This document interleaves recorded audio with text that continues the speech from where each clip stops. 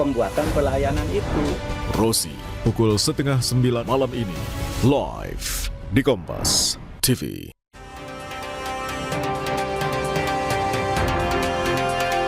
Usai jadi sorotan publik soal polemik dugaan korupsi dan utang jumbo, Presiden berencana menggelar rapat terbatas membahas Wush.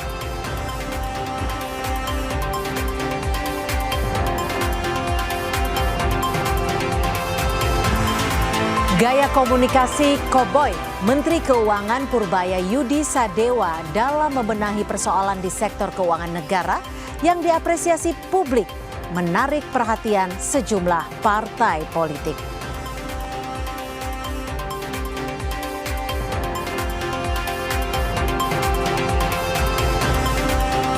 Kemunculan busa hitam yang menyerupai awan di langit Subang, Jawa Barat diduga akibat polusi limbah pabrik.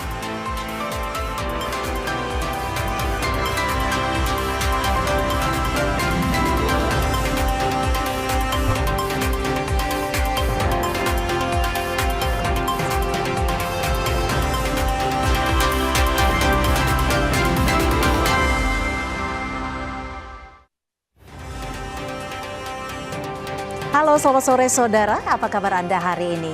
Kompas Petang kembali menemani Anda hanya di Kompas TV Independen Terpercaya.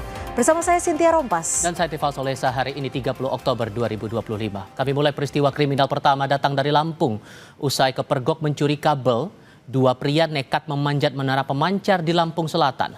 Pelaku nekat memanjat hingga ke puncak menara karena takut diamuk warga. Evakuasi salah satu diduga pencuri kabel tower yang terletak di Desa Cangkung.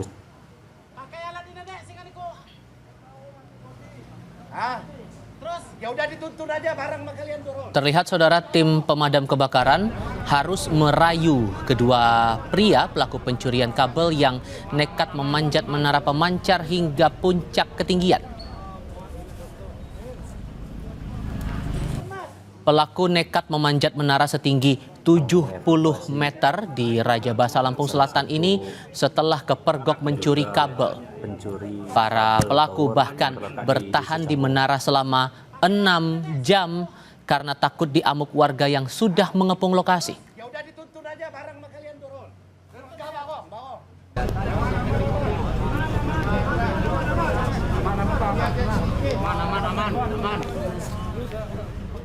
Aman.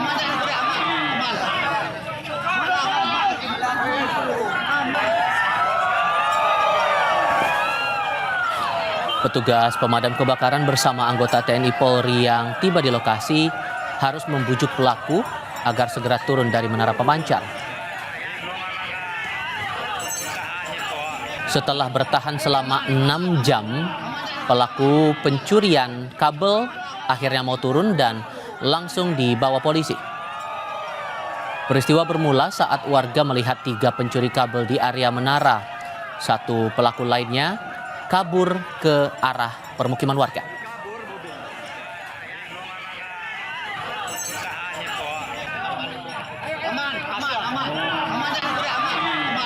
Diduga pelaku pencuri yang nggak mau turun di tower.